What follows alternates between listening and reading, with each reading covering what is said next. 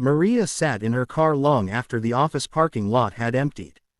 The glow from the streetlight caught the streaks of exhaustion on her face as she stared at the steering wheel. Another late night, another day of giving her all to a job that didn't respect her, another evening of going home to silence. She whispered the words she had been afraid to admit for months. Is this it? Is this all life is? That moment of quiet despair was her hook into transformation. For years, Maria had lived by other people's standards. She stayed in a job that drained her because it was safe. She dated men who gave her the bare minimum because she thought asking for more made her difficult. She tolerated friends who canceled on her repeatedly because she feared being alone. The truth was simple but painful. She didn't believe she was worthy of more. But one night, when the weight of her life pressed so heavily on her chest she couldn't sleep, she stumbled across an audiobook. Its title read, How to Raise Your Standards and Attract a Better Life. Curious, desperate, and with nothing left to lose, she pressed play. The narrator's voice cut through the darkness like a lifeline. Your life is a mirror. It reflects not what you want, but what you believe you deserve.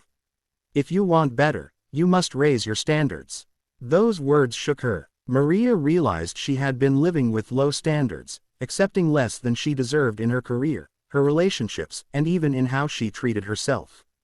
And suddenly, a fire lit inside her. She decided to change. The first step wasn't glamorous. Maria sat down and wrote a list of everything she would no longer tolerate. She would not stay late every night without pay. She would not chase people who ignored her.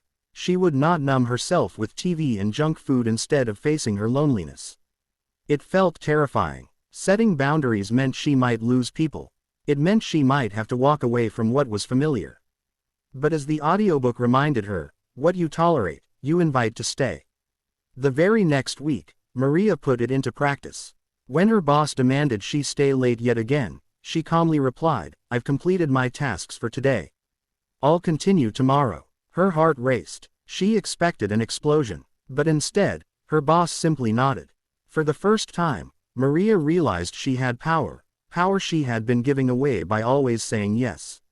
In her dating life, she stopped entertaining men who only texted her at midnight or who never followed through on promises. At first, the silence was deafening. But slowly, as she held firm, something shifted.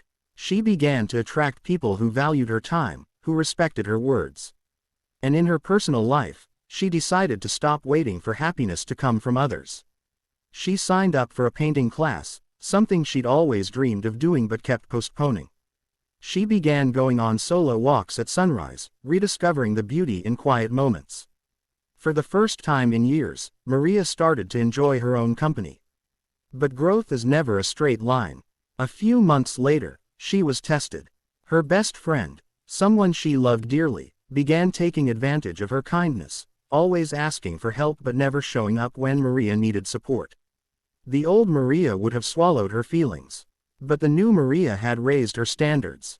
One evening, with trembling hands, she said, I love you, but this friendship has become one-sided. I need relationships where both people show up for each other. Her friend grew defensive, even angry. And just like that, their friendship ended. Maria cried that night. Raising her standards had cost her someone she thought would always be there. But deep down, she knew she had done the right thing. Painful as it was, she felt lighter, because every time she said no to less, she was saying yes to herself. The ripple effect was undeniable. Within a year, Maria's life looked different. She had a new job where her contributions were respected. She had new friendships built on mutual care and laughter. She even met Daniel, a kind, attentive man who admired her strength rather than feared it. She hadn't chased him. She had attracted him, simply by being clear about what she deserved. But perhaps the biggest change was internal. She no longer begged the world to give her scraps of happiness. She created her own. She spoke with confidence. She walked with her head high. She looked in the mirror and, for the first time in her adult life, thought, I am proud of the woman I'm becoming.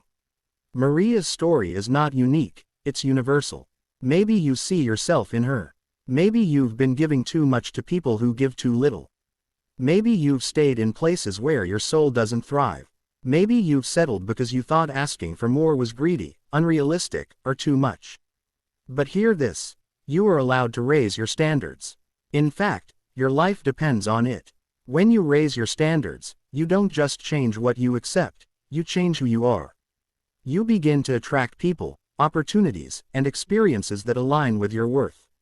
You stop chasing, and instead, you become magnetic. It will be hard. You will lose people. You will face nights of loneliness and doubt.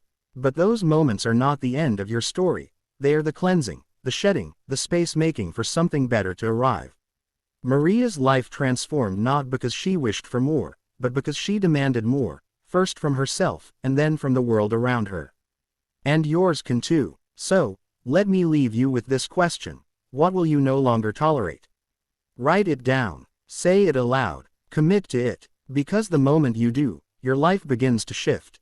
Raise your standards, and watch how the universe rises to meet you.